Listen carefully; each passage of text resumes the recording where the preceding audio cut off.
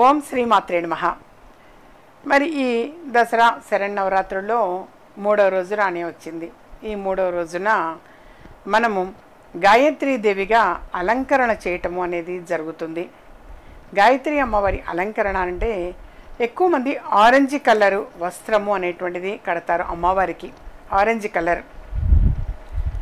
అలాగే ఆ పువ్వులు అనేటువంటివి కూడా కనకాంబరం పువ్వులు పెడుతుంటారు గాయత్రి అమ్మవారికి ఇష్టంగా. గాయత్రి అమ్మవారి యొక్క మరి అష్టోత్తర శతనామావళిని చదువుతాము. అసలు ఇదంతా ఎందుకు, మనం జనరల్గా మహానైవేద్యం కావచ్చు, ఏ నైవేద్యమైనా సరే భగవంతుడికి ఇట్లా చక్కగా సంప్రోక్షణ చేసి మనం నైవేద్యము అనేది ఒక 5 సార్లు చూపిస్తాము.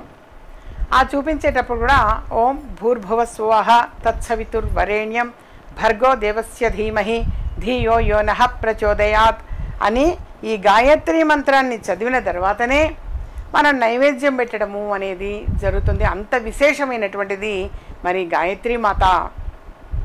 ప్రతిరోజు కూడా మరి వాస్తవంగా గాయత్రి మంత్రాన్ని కనీసంగా 108 సార్లైనా సరే తప్పనిసరిగా చదువుతారు ఎక్కువ మంది కూడా. అలాగే మనకి జ్ఞానము అనేది కూడా డెవలప్ అవుతూ ఉంటుంది.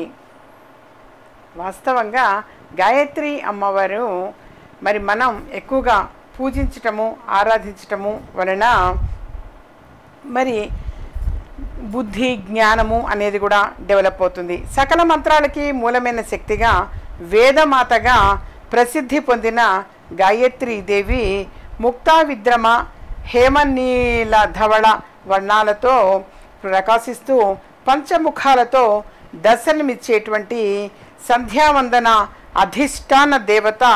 అంతేకాదు గాయత్రీదేవి మంత్ర ప్రభావం ఎంతో గొప్పది. మరి బ్రాహ్మణుడనే ప్రతివాడు తప్పనిసరిగా ధరించాల్సింది జంధ్యం, తప్పనిసరిగా ధ్యానించాల్సింది గాయత్రి మంత్రం. ఇది 2 విధాలుగా ఉంటుంది. ఒకటి లఘు గాయత్రి మంత్రము, రెండవది బృహత్ గాయత్రి మంత్రము.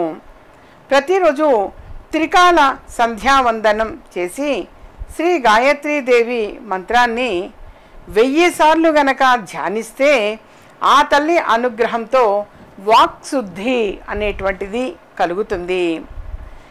అలాగే గాయం తాం రయతీతి గాయత్రిగా గానం చేసేవారిని మరి రక్షించేది అని గాయత్రికి పేరు.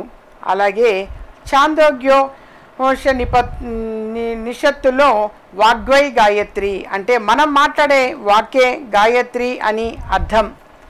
ఇలా సకల మంత్రాలకు అనుష్ఠాలకు వేదాలకి మూలమైన దేవతగా గాయత్రీదేవి లోకల్లో ఎంతో ప్రసిద్ధి పొందింది. గాయత్రి మాత యొక్క గొప్పతనం గురించి చెప్పాలి అంటే ఒక్క ఉదాహరణ అనేదే చాలు. లోకంలో వ్యవహారంలో ఉన్న సమస్త దేవతా మంత్రాలకి గాయత్రి మంత్రంతో అనుబంధం ఉంది. అందుకే ఆయా దేవతల మూల మంత్రాలతో గాయత్రిని చేర్చి రుద్ర గాయత్రి, లక్ష్మీ గాయత్రి, విష్ణు గాయత్రి అని గాయత్రి మంత్రాన్ని కలిపి చెప్తారు. సమస్త దేవతలకు నివేదన చేసే పదార్థాలన్నీ కూడా గాయత్రి మంత్రంతో సంప్రోక్షణం చేశాకే ఆయా దేవుళ్లకు నివేదన చేయబడతాయి. అటువంటి మహత్తర శక్తి గల గాయత్రీదేవిగా శరన్నవరాత్రుల్లో 5 ముఖాలతో వరదాభయహస్తాలు ధరించి కమలాసీనురాలిగా కనక దుర్గమ్మ మనకు దర్శనమిస్తుంది. ఆ వేదమాతని ఒక్కసారి మరి ప్రతి ఒక్కరూ కూడా ధ్యానం చేయటము అనేటువంటిది చాలా చాలా మంచిది. అలాగే ఓం బ్రహ్మాస్త్ర కుండికాహస్తాం శుద్ధ జ్యోతిస్వరూపిణీం సర్వతత్వమయీం దేవందే గాయత్రీం వేదమాతరం ఓం శ్రీ గాయత్రి దేవతాయై నమః అని చెప్పేసి ఈ విధంగా మరి గాయత్రి అమ్మవారిని చక్కగా ధ్యానించటము, అర్చన చేయటము, పూజించటము, ఈ విధంగా చక్కగా నైవేద్యం పెట్టేటప్పుడు కూడా మనము సంప్రోక్షణ చేసేటప్పుడు తప్పనిసరిగా గాయత్రి మంత్రాన్ని చదువుతూనే చేయటము అనేటువంటిది కూడా జరుగుతూ ఉంటుంది.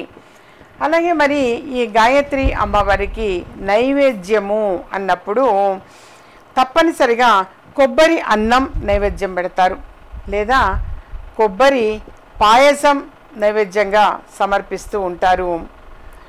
తేన్ అంటే దక్షిణ దిక్కు అని, తేన్కాయ టెంకాయ అయ్యిందని పెద్దలు చెబుతారు.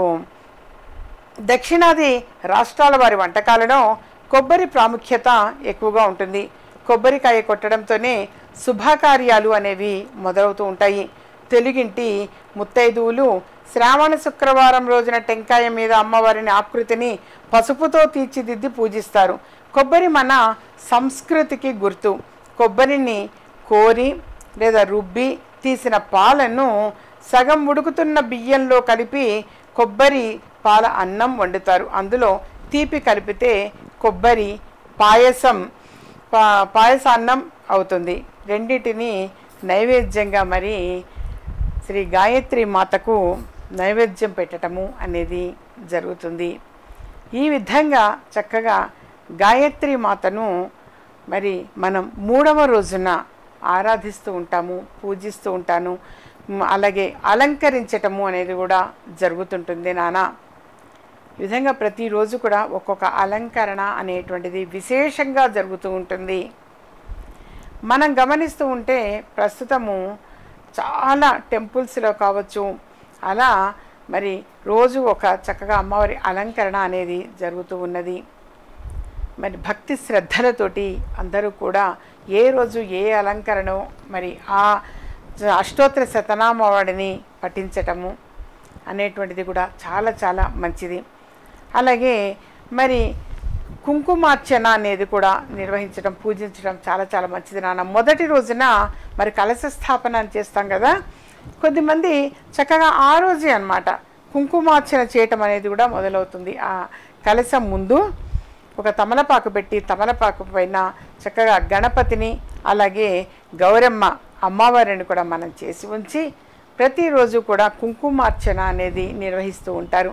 లలిత సహస్రనామావళిని చక్కగా కనీసంగా ప్రతిరోజు కూడా ఒక 3 సార్లైనా సరే చదవటానికి ప్రయత్నం చేయండి. మీ మనసులో ఉన్నటువంటి సంకల్పము అనేది ఏదైతే ఉంటుందో అది ఈ నవగ్రహాలను మనకి ఈ నవరాత్రుల్లో కూడా చక్కగా ఈ నవరాత్రుల్లో మరి ఈ 9 రోజులు కూడా చక్కగా అమ్మవారిని ఆరాధించటము అనేది విశేషము. ప్రతిరోజు కూడా 3 సార్లు కనీసం చదవండి నాన్న. అలా చదివితే మంచి ఫలితము అనేది పొందగలుగుతారు. నవరాత్రులు 9 రోజులు ఈ విధంగా చేయండి. అంటే 9 × 3 = 27, కనీసంగా 27 సార్లైనా సరే మనం లలితా సహస్రనామావళిని ఈ నవరాత్రుల్లో చేయటం వలన మనకుండేటువంటి నక్షత్రాలు 27 కాబట్టి ఒక్కొక్క నక్షత్రానికి ఒక్కొక్కసారి అన్నా సరే అమ్మవారిది మనం చదివినట్టయితే లలితా సహస్రనామావళిని చదివితే ఈ నవరాత్రులు కంప్లీట్ అయ్యేసరికి వాస్తవంగా మీ మనసులో ఉన్నటువంటి సంకల్పం అనేది నెరవేరుతుంది. ఆ తర్వాత ప్రతిరోజు కూడా ఆ కుంకుమార్చన చేసినటువంటి ఆ కుంకుమని మీరు చక్కగా ధరించి బయటకు వెళ్ళేటైతే తప్పనిసరిగా మీరు ఏ సంకల్పంతో అయితే బయటికి వెళతారో మరి ఆ సంకల్పము అనేది అమ్మవారి అనుగ్రహం వలన తప్పనిసరిగా నెరవేరుతుంది. మా ఛానల్ సబ్స్క్రైబ్ చేసుకోండి, మరి కొంతమందికి షేర్ చేయండి.